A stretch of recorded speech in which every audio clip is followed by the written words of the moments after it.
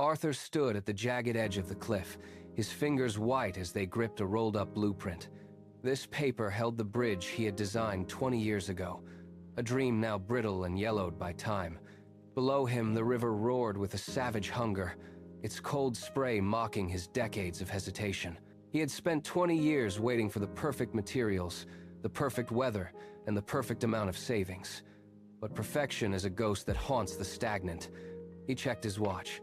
It was 5 p.m. on a Tuesday, exactly like thousands of days before. He reached into his pocket and pulled out a handful of rusted nails, saved for a perfect day that never arrived. He looked at his hands, now trembling with age, and felt the weight of every second he had let slip away.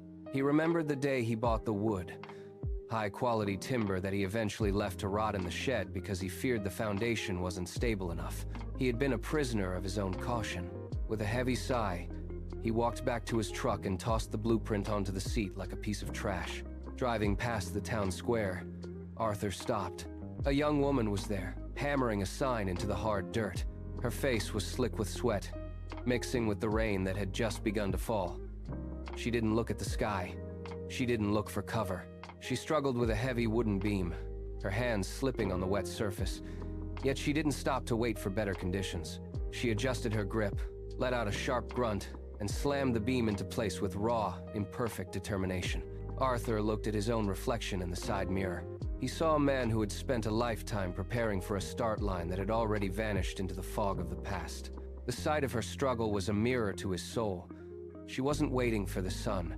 She was making her own light in the storm. "What have I been doing?" he whispered to the empty cabin. The realization hit him harder than the rain hitting the windshield. Arthur stepped out of the truck. He didn't check the sky. He walked to the back, grabbed a heavy hammer, and didn't look back. He didn't wait for the rain to stop or for a better tool to appear. He walked straight to the riverbank, knelt in the cold mud, and drove the first nail into the earth. The metal groaned, and the strike was clumsy. The nail went in crooked, but it held. Finally, after 20 years of silence, the construction had begun. It wasn't perfect, but it was real.